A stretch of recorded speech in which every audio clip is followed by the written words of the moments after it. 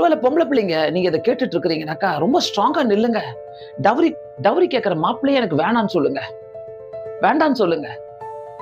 நல்லா ஜபிப்பாங்க, அப்படியே ஆராதனை செய்வாங்க, நல்ல பிரசங்கம் பண்ணுவாங்க.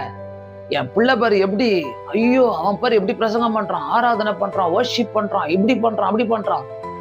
அவனுக்கு எவ்வளவு வேணா டவுரி தரலாமே, என்ன வேணா நடக்கட்டுங்க. அந்த பொம்பளை பொண்ணா அதேதான் ஈக்குவல். அதுக்கும் அந்த கிஃப்ட் இருக்குது. சான்ஸ் கொடுத்து பாருங்க. அந்த மாப்பிள்ளைக்கு மேல அது இன்னும் செய்வாங்க, ஊழியம் செய்வாங்க. ஏன் இப்படிப்பட்ட எண்ணங்கள் நம்மளுக்குள்ள வராம மற்றவங்க பொருளையே நம்ம பார்த்துட்டு இருக்கிறோம்? யாத்திராகமம் 20வது அதிகாரம் அந்த 10 கட்டளைகளில ஒரு கட்டளை, 10வது கட்டளையில ரொம்ப அழகா சொல்லுது, பிறனுக்குள்ள யாதொன்றையும் இச்சையாதிருப்பாயாக.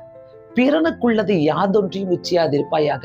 எந்த வீட்டுல நல்ல பொண்ணு இருக்குது, எந்த வீட்டுல பணக்காரா இருக்கிறாங்க, எந்த வீட்டுல நல்ல டவுரி தருவாங்க, எந்த வீட்டுல நல்ல பணம் தருவாங்க, எந்த வீட்டுல நல்ல காசை போட்டு என் பையனுக்கு நல்ல கல்யாணம் பண்ணி வைப்பாங்க,